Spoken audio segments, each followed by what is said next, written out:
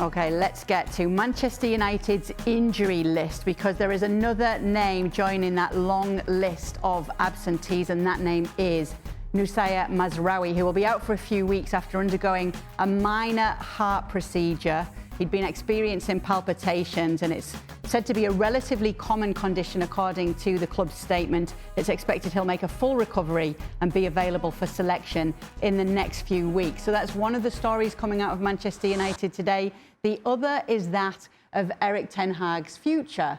Apparently there was a meeting with the execs, a meeting that was already planned. Two meetings, one in Manchester and the big one in London. The big one in London, over 7 hours, and nothing.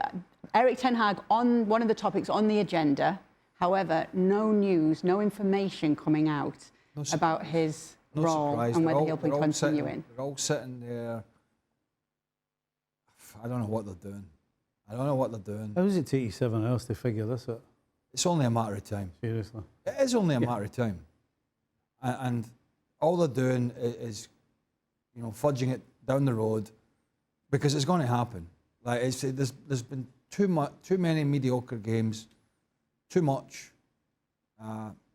many bad performances. It's not, may get a little better, but it's not going to get much better. And so I wouldn't be surprised if we're sitting here weekend after this one, and he's in there again, and they have another bad result, and then we have the same conversation. But yeah, I mean, I don't know what the hold-up is. I'm not privy to that. You have to think that either they don't know what the next move is, or the person they want, they can't get them right now, and they're just willing to wait. I mean, it has to be one of the two.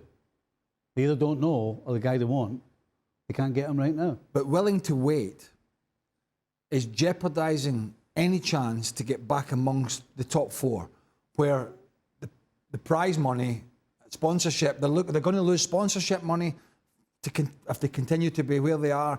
They're going to lose the Champions League money, and although they are a huge club that can generate money, they have, like most of the other clubs, they have this profit and sustainability issues that they have to deal with, and these all come into it. And as we currently speak, I'm not suggesting if they give the job to Ruud van Nistelrooy as an interim manager, they're going to get in the top four. But they've got to do something to give themselves a chance of getting up the table. You need a spark. You can't sit in 14th and carry on the way you are. You need a spark. And it's easy to say that, but doing what they're doing right now, that spark isn't happening. It's just the same struggle after struggle after struggle. So you got to try something. This is Manchester. Because if they don't do anything, nothing's going to change, right? This is Manchester United. He's just had the worst start they've ever had in the Premier League era, and it's broken his own record from the year before of the worst start. Yep. I mean, it can't continue. Well, it can. It can continue with him keep coming out and peddling the same stuff about, you know, it's a project and we're looking forward and youngsters and, you know, people keep telling me, wow, you had to go and get youngsters. Well, you had to go and get Matthias de Ligt. You had to go and get Casemiro. You had to go and get Agate. You had to go... Mazraoui's not a youngster.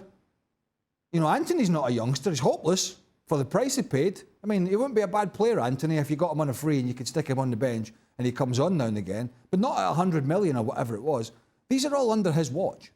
Yeah. So, I'm sorry, but I'm not surprised we have no news. 14th in the table, as you said, the worst start to a Premier League campaign, closer to the relegation zone, Don, than 4th right now.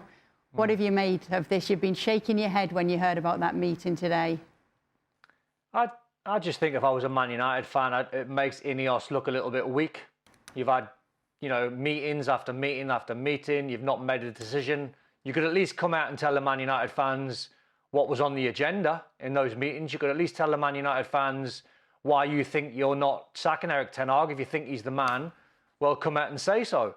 But I think it's the same conversation we're having all the time. And I'm starting to feel a little bit sorry for Erik Ten Hag, because this guy's just like living week by week. He survived the Villa game because it was one of the worst games I've seen in a long time. I commentated on the game. It was just so boring. It was incredible. Off the back of the Spurs debacle the week before when they lost 3-0.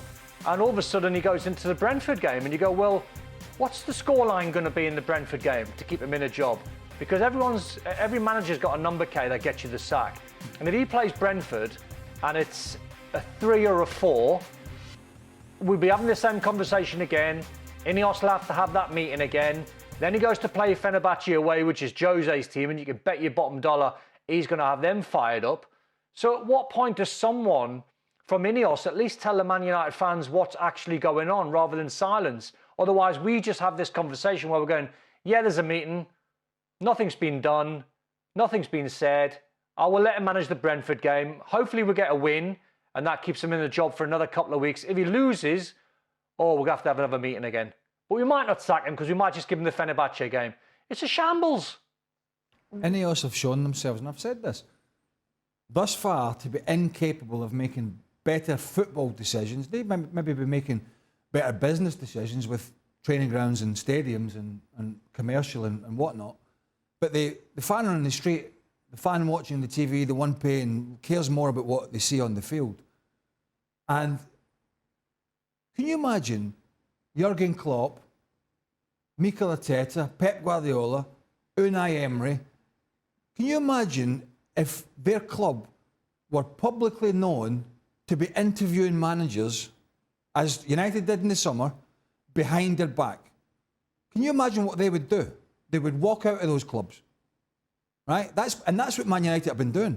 They were interviewing other managers, De Zerbi and others, Pochettino and others, Thomas Tuchel, after he won the cup final, which, by the way, somehow saved him, according to Ineos. So, thus far, they have put a lot of money in. They've brought in a lot of technical people behind the scenes, but have shown themselves at the moment unable to make the big decision on this manager. And that's what the fans care about. That is what they care about.